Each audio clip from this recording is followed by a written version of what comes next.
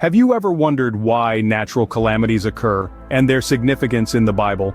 This question has sparked intrigue in the minds of many, believers and skeptics alike. Natural calamities, those catastrophic events that bring about widespread destruction, often leave us pondering their purpose and their place within the grand scheme of existence. In today's discourse, we're embarking on a captivating journey, a deep exploration into the biblical interpretations of these natural calamities. From floods to earthquakes, famines to plagues, the Bible paints a vivid tapestry of these events, each with their unique significance and lessons to impart. Are these calamities mere random occurrences, or do they hold a deeper spiritual meaning? Are they divine punishments or perhaps tests of faith? And most importantly, what can we in the 21st century learn from these ancient narratives? The answers lie buried within the pages of the Bible, so let us delve into the Holy Scriptures to find the answers. Perhaps the most well-known natural calamity in the Bible is the Great Flood, recorded in the book of Genesis chapter 7 and 8. This biblical event tells the real story of Noah, a man of virtue in a world consumed by wickedness. When God saw the wickedness of man was great on the earth, he decided to cleanse the world with a flood. The Bible records, and God saw that the wickedness of man was great in the earth, and that every imagination of thoughts of his heart was only evil continually. Yet his days shall be 120 years, Genesis 6 verse 5 and 3. When the flood of destruction finally came, Noah found favor in the eyes of the Lord. He was a just man, upright man among his contemporaries, and he walked faithfully with God. For this reason, God chose Noah and his family to survive the impending catastrophe. God commanded Noah to build an ark, a colossal vessel that would shelter his family and a pair of every living creature. Noah, in his unwavering faith, followed God's instructions to the letter, despite the ridicule he faced from his contemporaries. The rain, unthought of, finally fell for 40 days and 40 nights, submerging the earth in a great deluge. Every living thing on the face of the earth was wiped out. All proud men were no more, their ridicule was silenced forever. All were destroyed, drowned in the waters of the flood. Only Noah and his family remained alive. While men may think it to be a natural disaster, it was direct judgment from the holy God. Another profound example of a biblical unnatural calamity is the destruction of Sodom and Gomorrah. These cities, once rich and prosperous, were situated in the plain of Jordan, a region known for its fertile soil and abundant natural resources. Yet it wasn't the wealth or prosperity that brought their demise, but the wickedness that pervaded their streets. The Bible records of her wickedness. Behold, this was the iniquity of thy sister Sodom. Pride, fullness of bread, and abundance of idleness was her, and in her daughters neither did she strengthen the hand of the poor and needy. Ezekiel 16 verse 49. In the heart of these cities lived a man named Lot, a righteous man, grieved daily by the depraved conduct of the lawless people around him. The wickedness of Sodom and Gomorrah was so great and their sin so grievous that their reputation reached the heavens. This triggered God's divine intervention, bringing forth a calamity of epic proportions. God, in his infinite mercy, sent 2 angels disguised as men to warn Lot and his family about the impending doom. The angels instructed Lot's family to flee the city and not to look back, a seemingly simple instruction. However, as the cities were engulfed in a rain of fire and brimstone, Lot's wife, against the divine warning, succumbed to curiosity and turned to witness the destruction because her heart was in the riches of Sodom. In that instant she was transformed into a pillar of salt, a permanent monument of disobedience.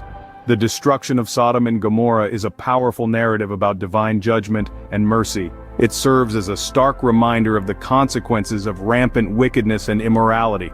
But at the same time, it also highlights the divine grace extended to those who choose righteousness over sin.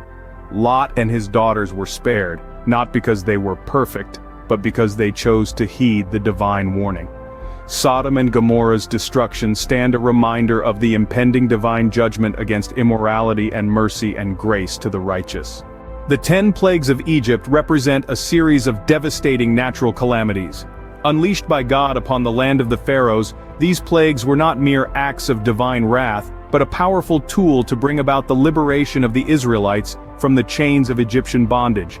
They were a figure of the last 7 plagues to fall upon the earth before Jesus returns. Read Revelation chapter 16. The first plague turned the Nile into blood, a vital source of life rendered useless, symbolizing the impending doom. The second and third plagues, frogs and lice, brought discomfort and disease, disrupting daily life and health. The fourth and fifth plagues, wild animals and livestock disease, threatened both the economy and food supply, shaking the very foundations of Egyptian society. The sixth plague, boils, was a direct assault on the Egyptians' physical well-being, a clear sign of divine displeasure. The seventh plague, hail, destroyed crops and livestock, further crippling the Egyptian economy.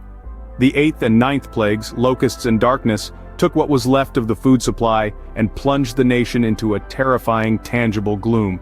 The 10th and final plague, the death of the firstborn, was the most devastating of all. It struck at the heart of every Egyptian family, sparing none. This plague was a profound demonstration of God's power and a tragic consequence of Pharaoh's hardened heart, which refused to let the Israelites go despite the suffering of his people.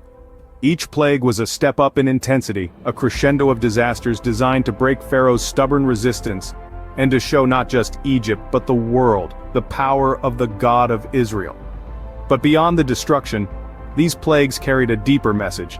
They were God's way of demonstrating his supremacy over the false gods of Egypt, each plague targeting a specific deity that the Egyptians worshipped. They were also a testament to God's commitment to his chosen people, a promise of liberation and a future free from oppression. The plagues of Egypt demonstrate God's power and his commitment to liberate his people. They remind us that even in the face of the most devastating natural calamities, there is a divine purpose, a higher plan at work. Just before Jesus' ascension, he told his disciples to be aware of the calamities in the last days. He said, "Take heed and let no man deceive you. And ye shall hear of wars and rumors of wars. See that ye be not troubled. For all these things must come to pass, but the end is not yet." Matthew 24 verse 4 and 6, Christ continued and said, "For nation shall rise against nation and kingdom against kingdom, and there shall be famines, pestilences and earthquakes in divers places. All these are the beginning of sorrows." Matthew 24 verse 7 and 8. In the recent past, an earthquake hit Morocco and claimed over 2,000 lives. 2 weeks later, Libya experienced a storm and rains, which lead to the collapse of 2 dams. Over 20,000 people lost their lives. The intensity of wars are over around us. Coup d'etat, famines, wars, floods, accidents by roads and seas, and diseases everywhere. These are the sure beginning of sorrows of the last days. Jesus said that when we shall see all these things, let us look up, for our redemption draweth near. As we have seen, the Bible presents unnatural calamities in various ways. From the Great Flood and Noah's Ark, we learned about divine judgment on human wickedness and God's promise of redemption. The flood, while destructive, symbolized a cleansing of the earth and a fresh start for mankind. It was a story of judgment, but also of hope and grace to the righteous. Then we journeyed to the destruction of Sodom and Gomorrah, where we witnessed the divine judgment against moral depravity. Yet we also saw the mercy of God in the story of Lot and his family, indicating that God saves the righteous in times of destruction. We delved into the plagues of Egypt, which served as divine interventions to liberate the Israelites. These calamities were not random, but purposeful manifestations of God's power and love for his people. Finally, we looked at the natural calamities in the last days. These are responses from a holy God over the increased wickedness on the earth. The Bible has shown us that they're not just tales of destruction, but also narratives of divine interventions, judgments, and symbols of redemption and liberation. They serve as powerful reminders of God's omnipotence, justice, and boundless love. Remember, as the wickedness increase on the earth, these judgments will increase until the day Christ comes to take his faithful home. Are you ready for the heavenly gainer? Jesus is coming soon.